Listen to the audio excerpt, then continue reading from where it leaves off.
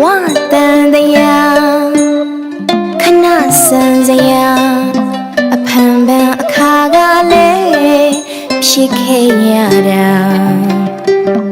တန်တရားမှလည်းနေခဲ့ရတာညံမပါပဲဖြစ်ခဲ့ရတဲ့ဘဝတန်တရား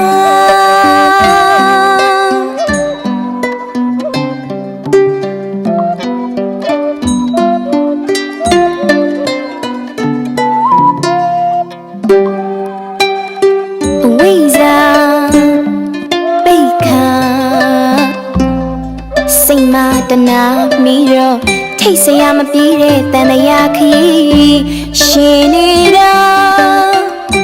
ငါပြအာယုံကောင်းမကုန်းလဲစားလို့စုံလင်းနွားပမာမနာမရဲ့အနာမသက်ချာရဲ့ဟဲ့မမဘဝတန်တရား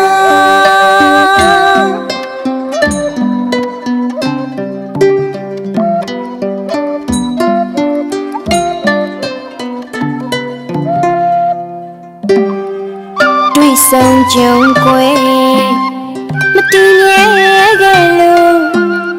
မဆဲခဲ့တဲ့မြေကြီးဟာပင်လေကြီးမကသာဖြစ်ချင်းပြက်ချင်းဒုက္ခမကင်း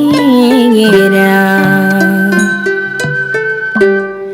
တန်တရားဝအတွင်းကရုတ်ကွယ်ပမာမလွတ်ကင်းနိုင်တဲ့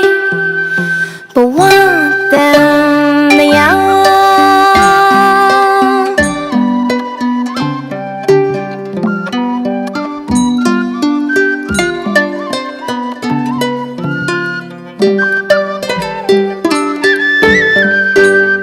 ဘဝဆက်စကအမှန်မဖွေရှာအနာမတက်ကတန်တရားပွေမှာခန္ဓာအထွေတွေ